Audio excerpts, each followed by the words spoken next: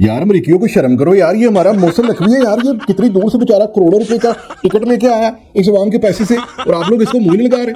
और अगर लगा भी लिया, मतलब 4 बंदों ने बैठ के अगर बात कर ली उसके साथ, वो बात करके निकला जो विल्सन से, और यहाँ से वो मौसम नकवी बाहर निकला है, तो उसने ट्वीट कर दिया जो विल्सन ने कि फ्री इमरान खान। यार ये क्या बात है, वो बेचारा आपसे बात करने आया है, आप कह रहे हैं फ्री इमरान खान। वो मिस्टर जैक है, उन्होंने, वो भी कानूनदान है, उन्होंने मुलाकात की, वो पाकिस्तान में जनाब सबने कहा बाजी पलट गई है, नकवी ये कर रहा है वो कर रहा है, ਅਸੀਂ ਦੇਗਾ ਰੱਖ ਲਗੇ ਸੀ ਦਾਤਾ ਸਾਹਿਬ ਖੜਨਾ ਵਾਸਤੇ ਚੜਾਉਣ ਵਾਸਤੇ ਕਿ ਜਨਾਬ ਮੰਨਤ ਪੂਰੀ ਹੋ ਗਈ ਪੀਡੀਐਮ ਦੀ, ਤੇ ਉਹ ਨਾਲ ਹੀ ਟਵੀਟ ਆ ਗਿਆ, ਉਹ ਜੈਕ ਦਾ ਵੀ ਟਵੀਟ ਆ ਗਿਆ ਫਰੀ ਇਮਰਾਨ ਖਾਨ।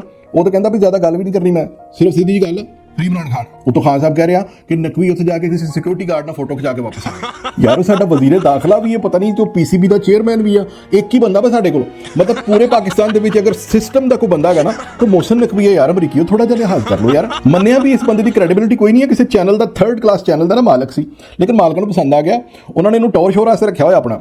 ਇਹਨੂੰ ਤਾਂ ਡਰਦਾ ਰਹਿਣਾ ਸੁਣਾਵਲਾ ਕੁਛ ਨਹੀਂ ਕਹਿੰਦਾ, ਤੁਸੀਂ ਉਹਨੂੰ ਬਿਸਤ ਕਰਾ ਰਹੇ ਹੋ। ਕਦੀ ਉਹ ਤੁਹਾਡੀ ਅਮਰੀਕਾ ਦੀ ਇੱਕ ਬੰਦੀ ਬੈਠੀ ਹੋਈ ਆ, ਉਹ ਕਹਿੰਦੀ ਯਾਰ ਜੀ 2 ਬੰਦੇ ਪਾਕਿਸਤਾਨੀ ਆਏ ਸੀ, ਉਹਨੂੰ ਬਾਹਰ ਗੇਟ ਤੋਂ ਨਾ ਠੁੱਡੇ ਮਾਰ ਕੇ ਭਜਾਤਾ, ਯਾਨੀ ਬਿਸਤੀ ਕਰੀ ਜਾ ਰਹੇ ਹੋ ਤੁਸੀਂ ਯਾਰ। ਉਹ ਅਗਲਾ ਵਜ਼ੀਰੇ ਦਾਖਲਾ ਵਾ ਇੱਥੇ, ਤੁਹਾਨੂੰ ਹਲੇ ਪਤਾ ਨਹੀਂ ਉਹਦੀ ਤਾਕਤ ਦਾ, ਅਗਲੇ ਨੇ ਤੁਹਾਡੀ ਅਮਰੀਕਾ ਦੀ ਨੈਸ਼ਨੈਲਿਟੀ ਕੈਂਸਲ ਕਰਾ ਦੇਣੀ।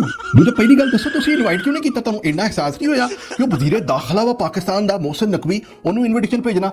ਟਰੰਪ ਸਾਹਿਬ ਤੁਸੀਂ ਇਦਾਂ ਕਿੱਦਾਂ ਕਰ ਸਕਦੇ ਆ? ਉਤੋਂ ਕਾਂਗਰਸ ਵਾਲਿਆਂ ਨੇ ਬੰਦੇ ਨੇ ਬਹਿ ਕੇ ਮੀਟਿੰਗ ਕੀਤੀ ਆ, ਉਹ ਕਹਿੰਦੇ ਜੀ ਮੋਹਸਿਨ ਨਕਵੀ ਦੇ ਨਾਂ ਦੇ ਉੱਤੇ ਬੈਨ ਲਾ ਦਿਓ। ਯਾਰ ਮੋਹਸਿਨ ਨਕਵੀ ਨਾ ਹੋ ਗਿਆ ਕੋਈ ਬਾਂਦਰ ਹੋ ਗਿਆ? ਨਹੀਂ ਮਤਲਬ ਉਹ ਇੰਨੇ ਪੈਸੇ ਲਾ ਕੇ ਗਿਆ ਭਾਈ, ਤਕਰੀਬਨ ਕੋਈ 100 ਕਰੋੜ ਦੇ ਕਰੀਬ ਖਰਚਾ ਕਰਕੇ ਗਿਆ ਵਾ, ਉੱਥੇ ਜਾ ਕੇ ਉਹਨੂੰ ਕਹਿੰਦੇ ਵੀ ਆਓ ਬੈ ਕੇ ਨੂੰ ਖਾਣਾ ਛਾਣਾ ਖਵਾਓ ਤੇ ਚਲੋ ਜਾਓ ਘਰ ਜਾਓ, ਹੋ ਗਈ ਤਕਰੀਬ ਆਪਣਾ ਹਲਫਬਰਦਾਰੀ ਦੀ। ਇਹ ਕੀ ਤਰੀਕਾ ਵਾ? I am not happy Mohsin Naqvi ਦਾ ਐਸਟੈਬਲਿਸ਼ਮੈਂਟ ਦਾ ਡੰਡਾ ਤੁਨ ਦਾ ਸਭ ਦਾ ਪਿਓ ਤੁਨ, ਅਸੈਂਬਲੀਆਂ ਦਾ, ਪੁਲਿਸ ਦਾ, ਸਭ ਦਾ, ਤੇ ਸ਼ਰਮ ਆਉਣੀ ਚਾਹੀਦੀ ਤੁਨ ਕਿ ਕਿੱਡਾ ਜ਼ਲੀਲ ਕੀਤਾ ਤੁਨ। ਕੋਈ ਗੱਲ ਨਹੀਂ ਟਰੰਪ ਤੁਨ, ਤੈਨੂੰ ਦੱਸ ਤੁਨ